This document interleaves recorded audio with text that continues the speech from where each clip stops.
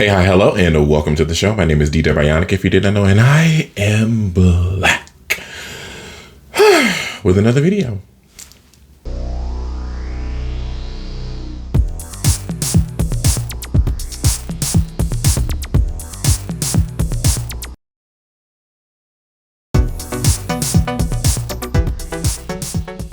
Hello, I told y'all I was back again.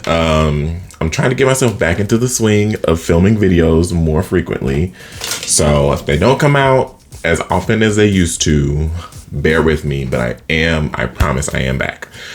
Today's video, we're just going to talk about the album. My new single, Black on Business, is out everywhere now for you to stream. The lyric video is available. I will link it up top for you to go look at.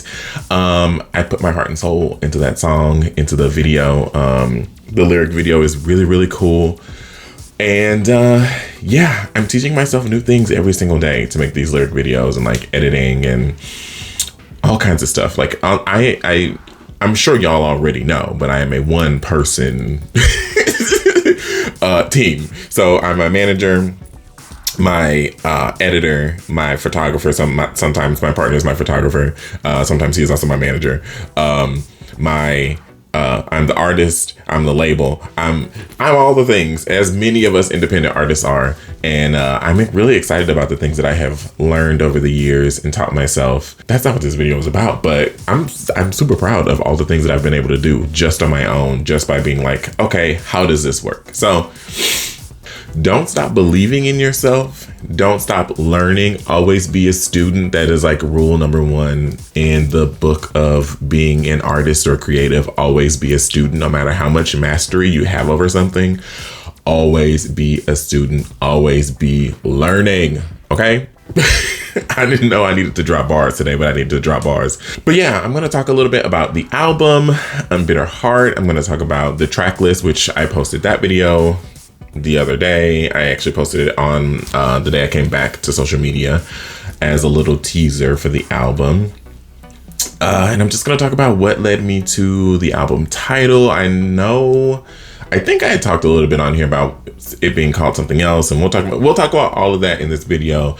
And if you're here because of my music, because you love me, please make sure to like, comment, subscribe, hit that notification bell so you get a notification every single time I post a video. I post once or twice a week.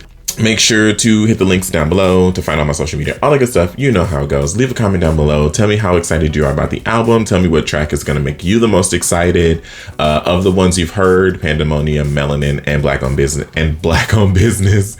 Which ones are your favorite? And yeah, we'll jump into it. As we all know, the album is called Unbitter Heart. It was originally going to be called Darius Lynette, which is a name that my friend gave me randomly. Nix, if you're watching, hey boo, love you. And yeah, she just started calling me that for literally no reason. That just was the name that she called me, and I really liked it. So if you go on my social media, you'll see I am at the Darius Lynette I'm at DDare Bionic on everything. It's called Brittany. Look it up. But my name is the Darius Lynette Varner because it just makes sense to me. Lynette is not my real middle name, so no, I did not just dox myself. It just felt right, like the middle name Lynette being so feminine, the first name Darius being so masculine, and like those being the two, being a person that, you know, I have not confirmed through genealogy my Native American heritage, but it has been talked about a lot on both sides of my family. And I identify a lot with the idea of being two-spirit. So, you know, that's a whole other conversation for a whole other time. So it felt right to have Darius and Lynette, and those be the name of the album, because the album it kind of shifted from what it was, and kind of became more of what it is now. It was more upbeat and poppy, I think, before, and now it's more kind of like emotion driven and very disco influenced. It's still kind of poppy, but not like, and I can't even say that it was even poppy before. It was just more like you know how pop music is. But the biggest change really has been like the aesthetics of the album. It was always supposed to be kind of like haunted disco vibes, like spooky disco balls, skulls, as you can see on the album cover, designed and photographed by moi. And like to me, that really translates to kind of me and my energy and where I was kind of during the whole process of making the album. I started it early. I started it pretty much right after I finished Statuesque Hot Mess. I actually was working on another project that will probably still come out. So some of the songs that are on this project are reworks of songs that were on a very, very, very old project called The Human Condition, the first mixtape I ever put out. You cannot hear those songs anywhere. Actually, you can hear some of them. Audible is a song that was on The Human Condition originally, and that's on Statuesque Hot Mess. And then two of the songs that are on Unbitter Heart are from that. And one song is a song that I put out. We'll get into it because this is going to be a whole track breakdown and everything. So the transition from Darius Lynette to Unbitter Heart, I really after my brother died, I was feeling, obviously, and am still feeling a lot of grief. And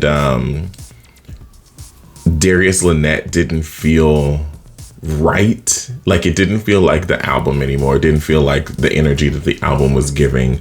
And I wanted the album title to reflect, because I started this project, like, it was written and I had already started recording before that happened. And I wanted the album title to reflect where I was when I started the album, if that makes sense, and not where I am presently, or where I was at the time of like finishing and like really trying to come up with an album title. Because I was kind of sold on Darius Lynette, but it never really felt right for this project. Oh my God. Rude. So we went with Unbitter Heart instead. And the story of how that came about is really very kismet for me. I'm all about synchronicity. I'm all about, you know, things kind of falling in line and happening the way they're supposed to happen, and like little coincidences that are not necessarily coincidences. And my friend Nyx actually was over, and I was giving her a reading and also kind of low-key reading myself. And my partner pulled out his deck and started reading, and there was a card called the something of children, something like, I can't remember fully what the card was called. I have it written down somewhere, and if I can find it while I'm editing this, I will insert it right here and like all that. But basically the long and short of the card was like, live with childlike freedom, or with like the Unbitter Hearts, like children, something about children being the most pure form of humanity, I guess, is kind of what the card felt like to me, and kind of calling that back into yourself, and calling that joviality, is that a word? Joviality, I don't know, but like calling that childlike, not innocence, but joy. That is the word they use. That childlike joy back into your spirit, with your creativity, with how you go about life, which is a hard thing for us all to do right now, I understand. But yeah, it just I forget exactly what the line is, and if I remember it, editing Darius, pop back in here and tell him what the actual line is. But I know that it said something like children with unbitter hearts or something like that. And the words unbitter hearts really stuck out to me. It really just like hit me like a bolt of lightning. And I was like, oh my God, that's it. When I started working on this project, I was in a place of such like happiness, even though like I said, this was done well before my brother passed. Or written, and I had the track list and everything, like all of that was decided. These 9 songs were the project, no matter what order they were going in. They were completely written, except for I think God Is in the Rain is the only song that I wrote the rest of after that happened. But suffice all that to say, I started this project in a really happy place, in the place of like pure joy and freedom. I felt like I was performing a lot. I was getting work. I was, going on trips and going to concerts and doing all kinds of things that make me happy. And I wanted this album because it is a reflection of that, but it also is a reflection of the emotions that I always have. And we all know I'm not mentally well. I do suffer with depression. It is a thing that I've dealt with my entire life. But yeah, so that's what I wanted it to be, because each song in a way is emotion at its purest form. I think is the best way I can describe all 9 tracks and I'm gonna try during this to relate each track to an emotion. I don't know that I will be able to, but each song has emotion. I don't know. I don't even really know what I'm talking about. So let's get into that. Is really the reason behind Unbitter Heart. It was a very magical moment with my partner and my friend and the tarot cards and oracle decks and synchronicity and all these things that led me to the words Unbitter Heart. Something I've never heard before, 2 words I've never heard put together, and 2 things that I really kind of aspire to carry into the rest of my life. Now that I'm 32 and I'm working through the grief and working through all the frustrations and the fear that is happening right now, and whatever the hell this administration currently is, I want my heart to be unbitter at all times. I want my heart to not be tainted and to not be broken, and it will happen. There is no way for it not to happen. But it's my job as a human being, for myself, not for everybody, for myself, to do things and make music and art that make me feel joy, and that joy will then radiate to everyone else. I say this all the time, my music, my art, everything is to heal the world. I feel like and this is going to be another video. I'm actually going to make a whole nother video about the political fatigue and social media aspects and why we need artists now more than ever. But yeah, that's going to be a whole separate video. We're not even going to dive into that. We will talk about that at a later date. But let's get into the track list of Unbitter Heart. I hope any of that made sense. When I watch this back, if none of that made sense, I'm going to record a different video. So, Unbitter Heart, the track list. I always forget the tracks in order. I'm recording this on my phone, as we all know. Here's hoping I can get through it right. So, track 1, Oleander. This is a rework from The Human Condition. It was originally called Night. It's a spoken word piece, and that's really all I can tell you about what it is. It is kind of my story told in a very abstract way. The title Oleander, I chose it because The Human Condition was all it was in the depths of my depression. That album was I wrote all those songs at the peak of my depression, and not the peak, but the second peak, I guess, of my depression. And my early 20s, I was going through a lot just personally. I was reading a lot at the time, and I read the book White Oleander. I don't know if you've ever heard of it or read it. It's by oh God, what's her name? I always forget her name. I'll insert the cover here. And I remembered seeing the movie when I was a kid, or when I was in my early teens, and really enjoying it. And then I watched the movie again, and then I read the book, and the book is so much better than the movie, as it always happens. And yeah, she says this line, the main character's mom says this line, loneliness is the human condition. And that hit me so hard during that time when I read that. So I wrote this whole project about loneliness and about how, the human condition, all these things that make me feel human. And Night Intro was the spoken word piece, and each song was like connected to a spoken word piece, and you all will hear the human condition in a new form. There are some tracks that I took off. I'll probably replace some stuff with some other stuff and do some things and like whatever. You're going to get the human condition redo in its bestest form as the artist I am now and not the artist I was a decade ago. But I was very, very happy to rework this. Okay, back to what I was talking about. So the human condition comes from white oleander. Oleanders are poisonous, and there is language in the oleander spoken wordness that leans to all of those things that the human condition was about. Oleander is about. So oleander is kind of my nod to the human condition. Next we have Dead Eyes, I think. I don't know the track list. Let me look at the track list. Okay, I'm back, and I actually have the track list written down in front of me, so I'm not looking confused about my music that I put out. My own music, I'm confused about. A fool. So, the next track 2, is Hot Violet, and that song actually I started working on with a friend of mine, who is a very talented visual artist and also apparently is a drummer.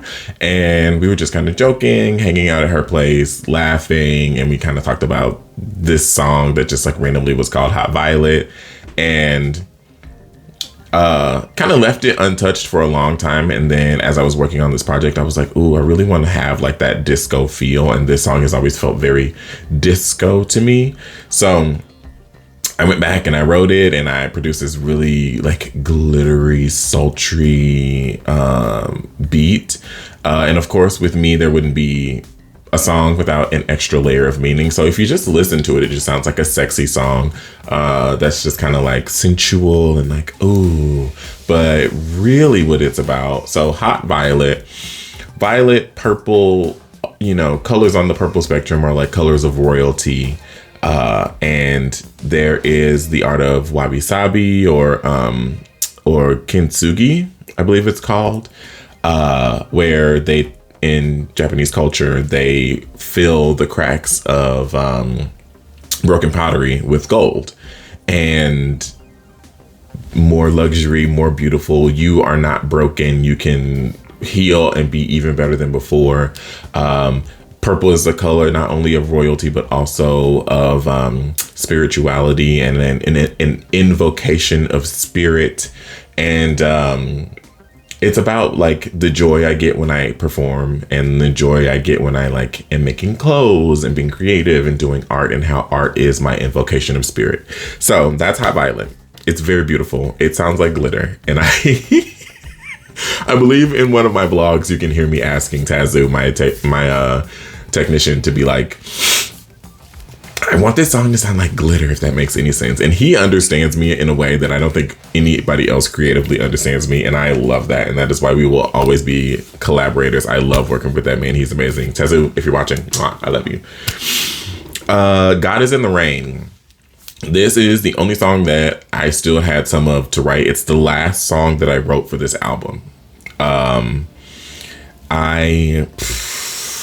It's probably it's a tie between God Is in the Rain and Black Owned Business. It's my favorite songs on the album. God Is in the Rain features real actual rain sounds. I like stood outside in the rain, well, on our patio while it was raining for like 5 minutes just to get a good chunk of rain sound to use for the song.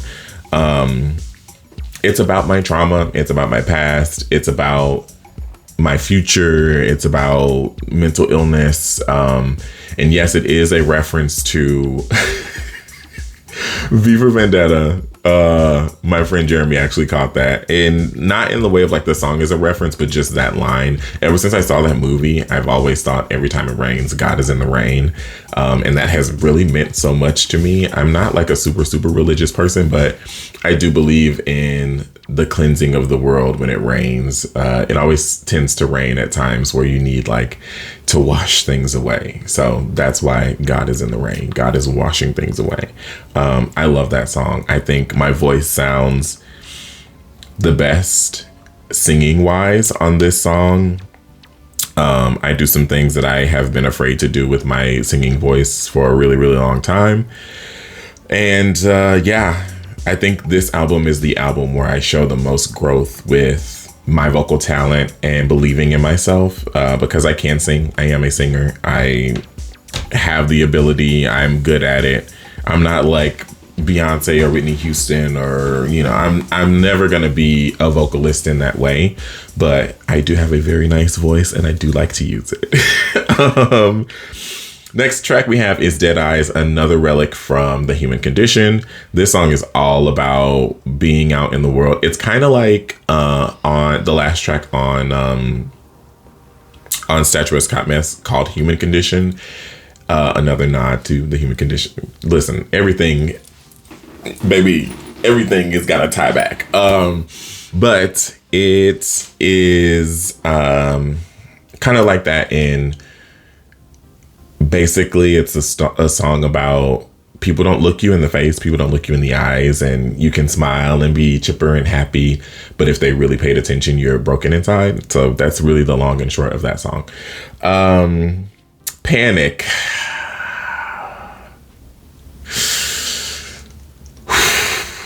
I hope we have time for the history of Panic. Panic I wrote over a decade ago. And it is the first song that it's not the first song I wrote, because I wrote a lot of music when I was a kid. I wrote a lot of songs, just lyrics, just because. But it's the first song I wrote and took serious and produced a beat for. The beat is essentially the original beat. It has had many iterations lyrically, sonically. It has been many different things. And like from the very first time I put the song out on SoundCloud, I did not like it. Then I redid it and not put it out again, but just like my best friend was very like obsessed with this song. Tamaja, if you're out there, mwah, love you, girl. Today at time of filming actually is her birthday, so happy birthday. But yeah, it was crazy. I've never liked this song. I still have trouble liking this song. It sounds beautiful. It is what I wanted it to be. It evokes the feeling that I wanted to evoke. It's a long song. It's like 5 minutes long. And I don't know what it is about it that I just did not like and did not resonate with, and almost took it off of this album. But every single person that I have played the album for, top to bottom, says that there would be something missing if this song was not on the album. It's been a standout for a lot of people. I don't know. I guess I'm on to something with the Panic. I don't know.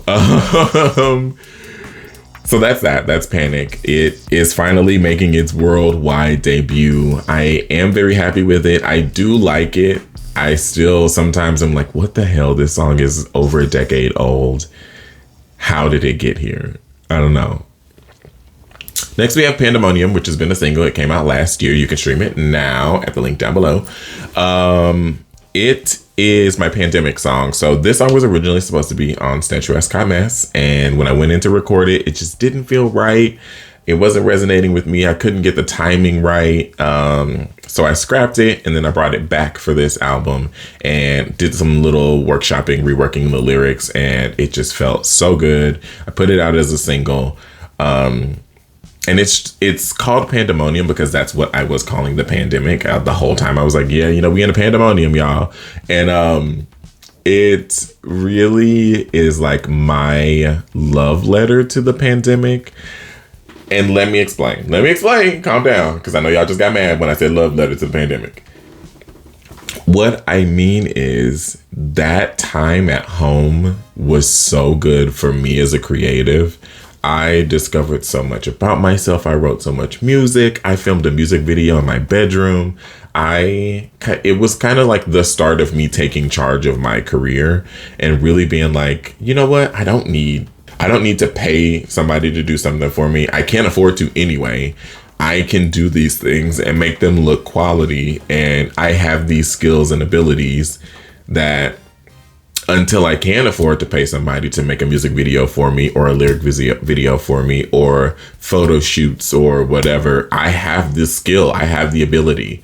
I have the vision. I know what I want. Why wouldn't I just do it? So that was really the start of that for me. It was the start of taking my YouTube channel seriously. It was the start of a lot of things for me. And I'm really, really happy with the products of what came out of the pandemic for me personally. Not the world, not the actual COVID. None of that was good.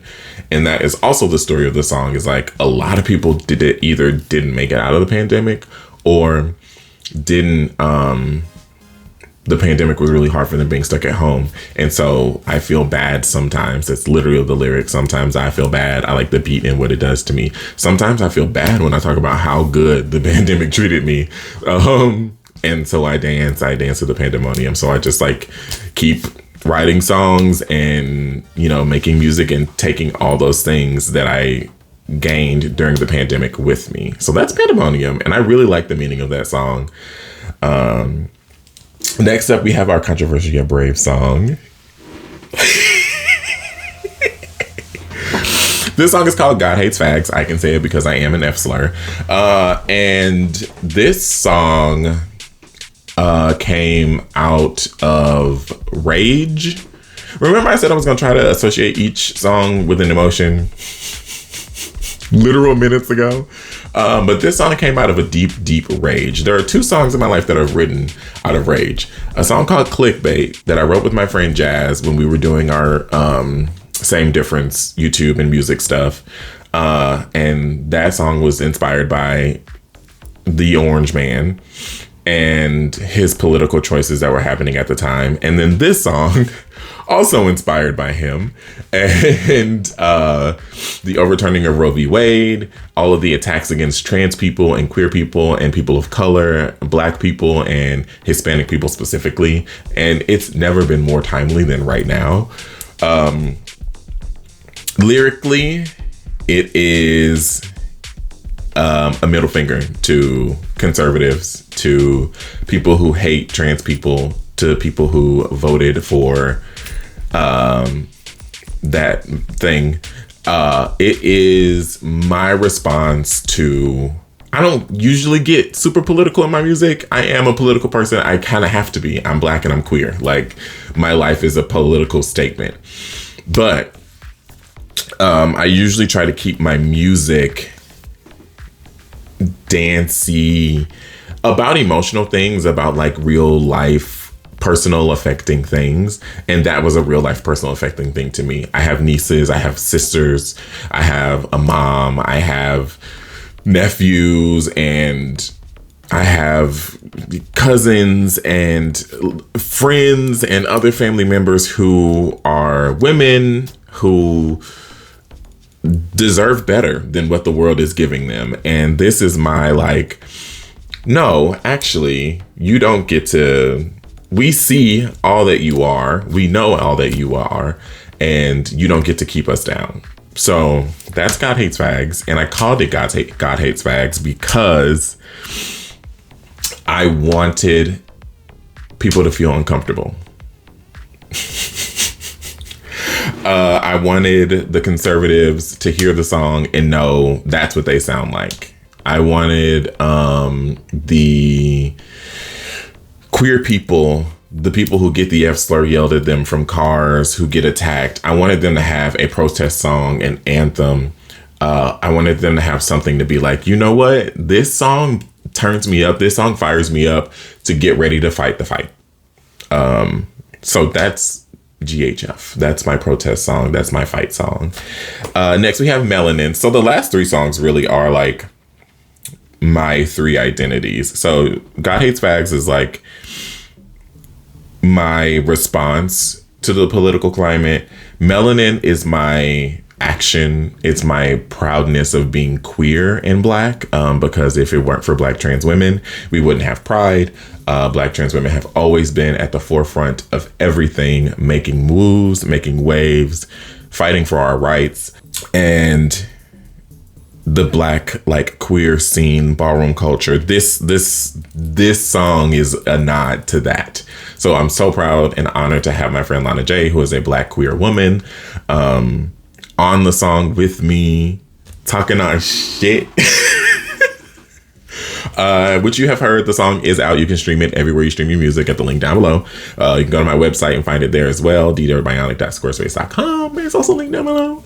And yeah, Melanin is my pride in being black and queer. That one is black and queer. That one is queer and black. Okay. And then Black on Business, the most recent single that just came out a couple days. I am so grateful and thankful to the response on the song. A lot of people have listened to it and messaged me and told me how much they love it. I am so proud of that song, of this whole project, but of that song specifically. Like I said, my family is featured on it. My mom, my sister, and my nieces, her daughters, are all on that song, chanting with me in the background. Black. Yeah, I just,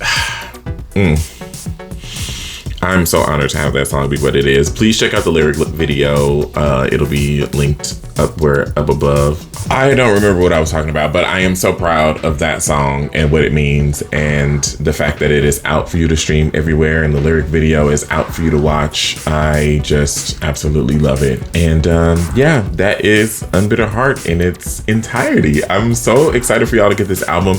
The album drops February 28th. The link to pre-save is down below in the description box. Please make sure you hit that link and pre-save the album. Add it to your playlist. Tell me what you think. Tell me what song you are most excited about in the comments down below. I'll put the track list right here so you can remember, and I'll let it play all through the end of the video.